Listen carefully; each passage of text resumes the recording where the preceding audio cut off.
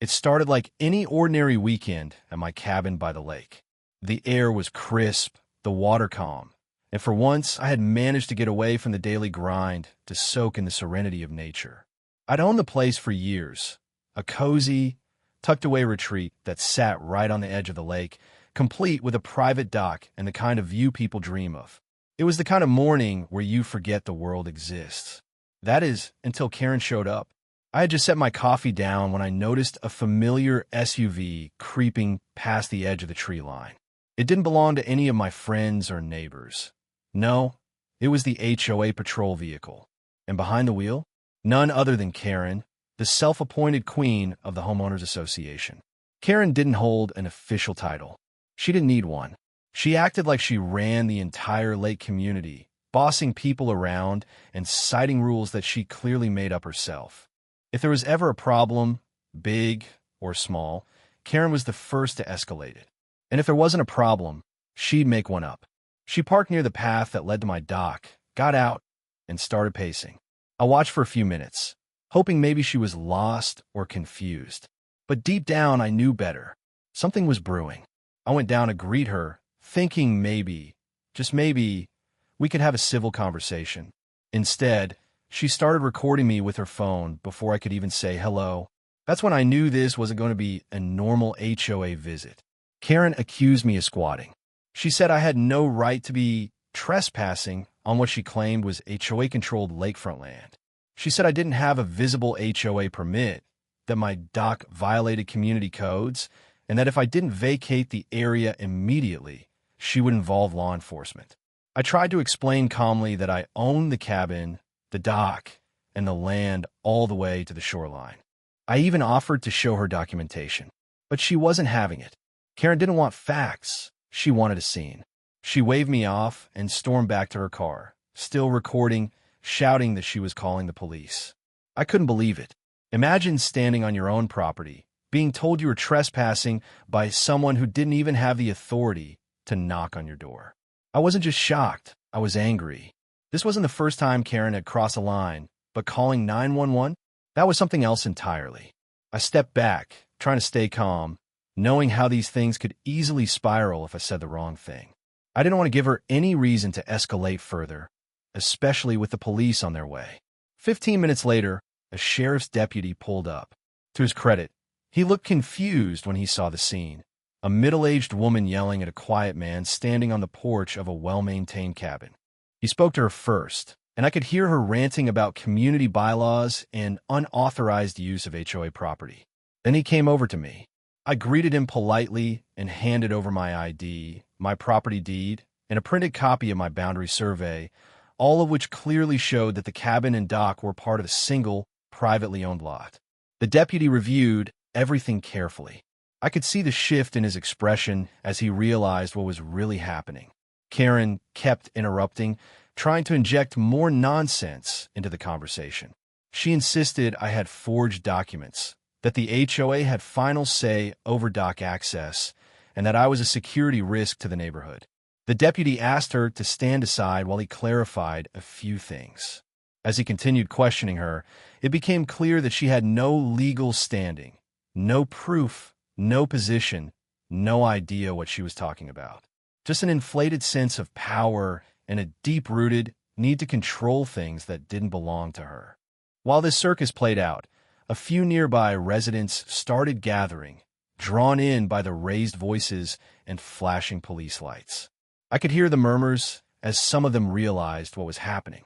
A few of them knew me. They knew I'd owned the place long before the HOA even expanded this far. Karen had picked the wrong target, and it was beginning to show. The officer eventually asked if I wanted to file a report for harassment or misuse of emergency services. I told him not yet. I had something better in mind. After the dust from Karen's 9/11 stunt started to settle, I thought maybe, just maybe, the HOA would back off.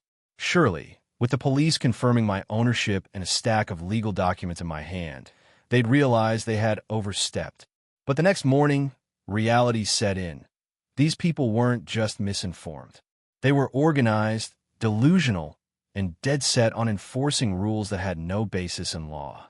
I woke up to find a bright orange notice taped to my gate. HOA violation, Unauthorized structure on common property. At first, I laughed. It was so absurd, I figured it must be some kind of joke. But the letterhead was real, complete with the HOA's official logo and a signature from the board president. The notice claimed that my dock was in violation of community bylaws and had to be removed within 7 days or I'd face daily fines. They even had the nerve to threaten legal action if I didn't comply. I knew it wasn't a prank anymore. Karen hadn't acted alone. She had dragged the entire HOA into this mess. The board was now treating me like some rogue resident who had plopped a private dock on their lake. What they didn't realize was that the dock, cabin, and surrounding land weren't part of their jurisdiction at all. My property was part of the original land that existed before their HOA was ever formed. When the community expanded around the lake and the HOA was created, my land remained independent. It was never deeded into their association, never subject to their covenants, and never part of their legal authority. But that didn't stop them from trying. Over the next few days, I received email after email from different board members. They cited section numbers from their bylaws, demanded that I submit an architectural review form, and insisted I provide proof of HOA approval for any future modifications. One board member even told me I had to attend the next HOA meeting to defend my use of the dock. The arrogance was staggering. It was as if they truly believed that their rules applied universally, regardless of who owned what. I wasn't about to play along with their fantasy. Still, I knew I had to be smart. Fighting with HOAs could be like wrestling with shadows, slippery, frustrating, and never-ending if you don't handle it right. So I decided to gather everything. Every title document, every land survey, every letter I'd received since purchasing the property. I called my attorney, and within an hour, we had a full legal breakdown that showed beyond a shadow of a doubt. My property was not, and had never been, subject to HOA governance. It was a standalone lot, privately owned, with historical records to prove it. That's when things got really interesting. I requested a formal meeting with the HOA board, not because I had to, but because I wanted them to say everything to my face.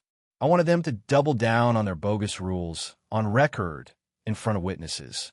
At the meeting, they tried to put on a show. Karen was there, of course, sitting right in the front, arms crossed, smirking like she had already won. The president welcomed me in a tone that reeked of condescension, and they opened with a statement about how the community must maintain uniformity and compliance for the benefit of all residents. I let them finish. Then I laid out every piece of proof I had. The original land plat showing my lot as a separate parcel. The legal exemption from HOA membership. The documentation that my dock was built decades before their covenants even existed. I handed copies to each board member, watched as they flipped through the pages, their smug expressions slowly fading. Karen tried to interrupt again, claiming that community standards still applied. But this time, even a few of the board members seemed unsure.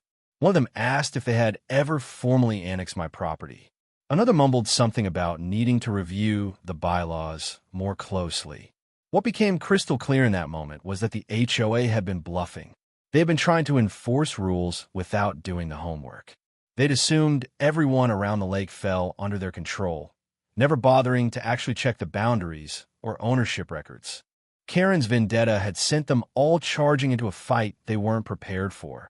And now the cracks as the meeting wrapped up and the HOA board members tried to maintain their composure. I could see doubt beginning to creep in. They weren't expecting resistance, certainly not backed by legal documents, plat maps, and title history that completely dismantled their case. But they still didn't grasp the full picture. What they thought was just a lakeside dock on disputed property was, in fact, much more significant. This wasn't just about me owning a cabin or a stretch of shoreline. It was about me owning the entire dock system they all relied on, and that was something they had absolutely no clue about. The dock they claimed I had built illegally wasn't just my personal dock. It extended further, connecting to a larger structure used by multiple residents as part of their lake access. Decades ago, long before the HOA ever existed, that dock had been constructed and maintained as part of the original parcel, my parcel. Over the years, as the lake community expanded, newer homes were built around the perimeter, and residents gradually began using the dock without questioning its ownership. The assumption was simple. If it touched the water, it belonged to the HOA. But assumptions don't hold up in court, and this one was about to collapse in the worst way possible for them. I had spent the days leading up to the meeting digging deep into county records. What I found confirmed what I had always believed. Not only did I own the dock attached to my cabin, but I also legally owned the extension of that dock, the part they mistakenly thought was community property. The dock was part of a grandfathered easement tied exclusively to my deed. The HOA had never acquired any rights to it, never maintained it, never paid taxes on it, and never registered it as part of their common infrastructure. It was mine, legally and fully, and the title history showed an unbroken chain of ownership going back nearly 40 years. Even better, I found permits, real government-issued, stamped permits, for every modification ever made to the dock over the years. All of them were under my name or the names of the previous owners of my parcel. That meant the dock wasn't just legally mine by land. It was recognized by the county and the Water Commission as a private permitted structure. That was the nail in the coffin. When I presented this evidence in writing, I didn't just deliver it to the board. I sent it to the county clerk, the Waterway Authority, and even the local planning department. Within 48 hours, I received formal confirmation from all of them that the dock, including the shared use portion, was indeed on privately owned land and under my legal control. The water rights associated with it were tied to my deed, not the HOA's. That gave me not only the right to use and modify the dock, but also the authority to control who else could use it. Word spread quickly throughout the community. People who had been casually tying up their boats or walking their dogs on the dock were suddenly very quiet. Some were polite and apologetic, realizing they had misunderstood the property lines. Others were defensive, parroting Karen's nonsense about how it belonged to everyone. But the truth didn't care about their feelings. The documents were clear. The dock was mine, and by continuing to use it without permission, they were essentially trespassing. Karen, of course, refused to accept any of it. She claimed the permits were outdated or fake, that I had somehow bought my way around community rules. She even hinted that the HOA would pursue litigation. That was laughable. I knew they had no case, and I suspected their own lawyer would tell them the same if they dared to ask. Still, I was ready. I had every permit, every inspection report, every signed approval document from the last 3 decades. I even had correspondence from former owners stating explicitly that the dock had always been considered private. I also knew that legally, my control over the dock meant I could impose limits on its use, restrict access, and require written approval for any activity involving boats, mooring, or gatherings. I had gone from being falsely accused of trespassing to being the actual gatekeeper of the very amenity the HOA relied on to market its lakeside homes. Their brochures even had photos of the dock, my dock, used to attract potential buyers. They'd never bothered to check who owned it, assuming it was just another piece of their expanding kingdom. But kingdoms fall when they're built on ignorance, and theirs was crumbling fast. Karen's smug confidence began to unravel the moment she realized the dock she had tried to police wasn't just legally mine. It was the very structure the HOA had been leaning on for years to boost their property values and brag about exclusive lake access. I didn't have to say a word at first. The silence after I dropped the ownership documents on the table spoke louder than anything. But Karen, true to form, wasn't the type to go down quietly. She doubled down, claimed the paperwork was outdated, and insisted the HOA had always managed the dock as part of its common use facilities. Her voice was sharp and defensive, and she kept glancing at the board members, looking for backup that never came. They were stunned. These were the same people who had been issuing permit approvals for dock usage and charging homeowners fees to maintain a dock they didn't even own. Now they were sitting there, being told not only had they been wrong, but that every one of those permits and fee collections was essentially fraudulent. Karen couldn't believe it. You could see the panic in her eyes as she started asking questions she clearly didn't know how to answer. She demanded proof of when the dock had been constructed, demanded to know why the HOA hadn't been notified of the ownership sooner. I calmly explained that the documents had always been part of the county's property records, fully accessible, and that no one from the HOA had ever bothered to do their due diligence. Karen's panic became more obvious as she realized the implications. She had called the police, accused me of trespassing, filed a formal HOA complaint, and now it turned out she had been harassing the legal owner of the dock that her neighbors relied on for lake access. She wasn't just wrong. She had potentially exposed the HOA to legal liability. The more she talked, the deeper she dug the hole. She said something about the dock being a shared asset, which made one of the board members ask, "Do we have documentation proving that?" Karen froze, blinking as the realization sank in. They didn't. There wasn't a single official record transferring ownership of the dock to the HOA. Not one permit, not one agreement, not one signed deed. At that point, I could feel the tone of the room shift. Some of the board members started asking me clarifying questions, not in a confrontational way, but cautiously, like people trying to defuse a ticking bomb. They asked if I had plans to limit community use of the dock. I told them I hadn't made any decisions yet, but I had every right to determine how and when it was used. Karen tried to cut in, but this time, the board president gently asked her to let me finish. That's when I knew things had truly turned. Karen no longer had the room. Her power had evaporated, and everyone could see that she'd overstepped. Outside that meeting, things started to spiral for her. Neighbors who once backed her began asking questions. Some were angry, not at me, but at her, for creating a situation that now jeopardized their access to the lake. Families who had bought homes thinking they were entitled to use the dock now realized that entitlement had no legal basis. They were upset that the HOA had advertised something they didn't actually own. Worse still, they were angry that Karen had stirred up a hornet's nest without checking the facts. Karen responded the only way she knew how, by lashing out. She sent mass emails claiming I had ambushed the HOA, that I was manipulating paperwork to assert false ownership, and that the dock had always belonged to the community. She even accused me of trying to punish my neighbors by threatening to restrict access. It was desperate, transparent, and frankly sad. I didn't respond to her messages.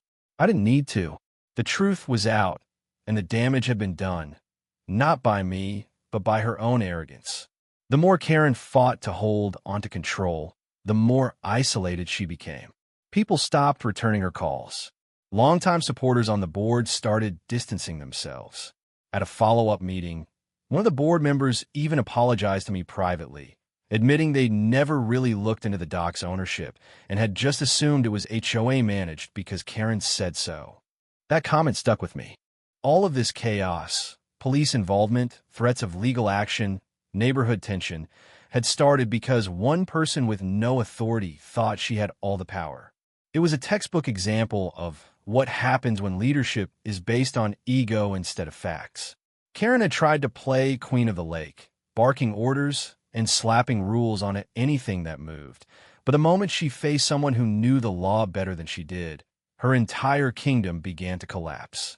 I didn't raise my voice. I didn't need to threaten anyone. All I had to do was show the truth and let it speak for itself. And in doing so, I watched as Karen's grip on the community unraveled faster than she could send her next email. After the HOA board had finally begun acknowledging the truth about the dock's ownership, I decided to take things a step further. I wasn't just the property owner. I held something far more powerful than a title deed. What most of the community didn't realize, and what Karen and the board had never bothered to research, was that I also held the approvals and controlling authority for the dock's permit status, including any future modifications, extensions, or mooring rights. While they were busy enforcing their fantasy rules and passing out empty threats, I had already secured the legal standing that allowed me to approve or deny any permits related to dock usage in that zone. Years ago, when I first bought the property, I was meticulous. I didn't just want to own a lake cabin. I wanted to protect it. That meant filing the right applications with the county, speaking directly with the Water Commission, and working with land surveyors to make sure my property line. At the time, it didn't seem like a big deal. I figured it would keep things organized if anyone ever needed to connect to the dock or request shared use. Fast forward to Karen's crusade, and that obscure little detail turned out to be my biggest weapon. The dock wasn't just mine in title. It was mine in practice, mine in planning, and mine in execution. No one could legally tie up a boat, install a lift, build an extension, or use electricity on the dock without going through me. Not the HOA, not a neighbor, not even the board president. Every permission they thought they had ever given out regarding that dock was completely invalid because the authority didn't rest with them, it rested with me. When I brought this up in a follow-up meeting, the reaction was instant. I didn't need to raise my voice or flex anything. I simply showed them the correspondence from the county office and the regional lake authority, stating that all dock-related permits in my section of the lake had to be submitted through my property parcel's managing entity, me. The room went quiet. You could almost hear the collective breath leave Karen's lungs as she realized that all her prior actions, threats, and violations didn't just lack power. They'd been made completely outside of legal process. And now that the truth was in the open, it was undeniable. One board member tried to play damage control by suggesting a shared use agreement, something that would formally allow the HOA to co-manage the dock under my supervision. But I wasn't in the mood to hand over any more control, especially not after how they had treated me. I told them that while I wasn't shutting anyone out, I would now personally review and approve every permit request. No more blanket approvals, no more assumptions, no more HOA interference. If a neighbor wanted to moor their pontoon or host a fishing event, they'd need to come to me, fill out a simple form, and agree to the usage terms. That wasn't pettiness. It was order, something that had been lacking under Karen's self-imposed reign. The realization sent waves through the neighborhood. People who had once laughed along with Karen at HOA meetings were now texting me politely, asking if their dock access was still valid or if they needed to submit a new application. I didn't gloat. I simply answered with clarity and professionalism, making it clear that this wasn't about revenge, it was about accountability. Everyone had been led to believe that the HOA had this authority, and now they knew better. The county confirmed, in writing, that I had full decision-making power over the dock, and that any future improvements would require my signature. They even offered to hold an information session to help clarify the situation for other homeowners nearby. It was surreal watching the board go from issuing threats to asking me for guidance. Karen, who once claimed I was violating community standards, was now powerless to stop even a single kayak from being launched without my say-so. What made the situation more poetic was that Karen had pushed so hard to regulate something that was never hers. All the energy she had spent policing, accusing, and issuing complaints had done nothing but reveal how little she actually understood about the community's legal structure. And while she may have operated with boldness and noise, I had moved quietly, securing every right, every document, and every advantage I needed, well before the drama even started. The shift in neighborhood sentiment was almost instant after the board meeting fallout. Once the truth about the dock's ownership was public, people began questioning everything they had been told. Karen's influence, once seen as ironclad, was now viewed as overreach. It didn't take long for word to spread that the dock, used by dozens of homeowners for fishing, boating, and lakefront access, wasn't theirs to claim. For years, the HOA had operated under false assumptions and misled the community. Now, with the facts laid bare, everyone started looking at Karen not as a protector of community order, but as the cause of potential chaos. It wasn't just her credibility that took a hit, it was the entire HOA boards, though some members were quick to separate themselves from her decisions. More than a few homeowners reached out to me directly, some apologizing, others trying to negotiate a friendly arrangement for continued dock use. A couple even offered to pay for a permit or contribute to maintenance costs, now realizing they had been using private property under the illusion of entitlement. They weren't angry at me. They were furious at Karen for dragging them into a mess she had no authority to create. Behind the scenes, the HOA was scrambling. Their legal team, probably hired hastily after the public revelation, requested copies of my documentation. I provided them without hesitation. I wanted everything above board. No ambiguity, no loopholes. It wasn't about revenge. It was about accountability. Karen's campaign against me had gone too far, and if the board wanted to save face and restore any credibility, they'd have to reckon with her actions publicly. What none of them expected, though, was what I did next. With the backing of my attorney and confirmation from the county, I issued a formal cease and desist to the HOA regarding unauthorized use of the dock. It stated plainly that any continued usage, maintenance claims, or public promotion of the dock by the HOA would be treated as trespassing. I wasn't shutting the community out completely, but I was sending a clear message. I own this, and I set the terms now. No more assumptions. No more backdoor rules. No more Karen-led patrols pretending to enforce imaginary boundaries. The cease and desist letter sent a shockwave through the neighborhood. Panic spread fast. Homeowners who had been tying up boats or hosting gatherings on what they thought was community space suddenly realized they could lose access altogether. And the one person responsible for putting that access in jeopardy was Karen. She had poked a sleeping bear, and now everyone else was paying the price. The HOA started holding emergency meetings, some public, some private, trying to figure out a way to mend fences. But by then, the damage was already done. Karen was no longer the voice of authority. She was the reason people were afraid they'd lose one of the community's biggest amenities. Then came the turning point. A petition circulated among the residents to remove Karen from her role. Technically, she didn't hold an elected position, but she chaired multiple committees and often inserted herself into every decision made by the board. The petition gained traction quickly. Homeowners began openly sharing their negative experiences, stories of Karen overstepping, intimidating new residents, threatening fines for violations that didn't exist. One resident even shared an incident where Karen had told a couple to repaint their home because it didn't match the lake aesthetic, despite no such guideline being written anywhere in the HOA bylaws. The stories piled up. The board, now desperate to save face, convened a special session. Karen was noticeably absent. A few board members admitted that she had resigned from all her committee positions the night before. No fanfare, no apologies, just a quiet exit after years of controlling the narrative. But for the community, the silence was deafening. People were relieved, but also angry that it had taken so long. That it took someone like me standing up, presenting proof, and challenging the system for them to finally recognize what she had been doing. In the days that followed, the atmosphere around the neighborhood changed.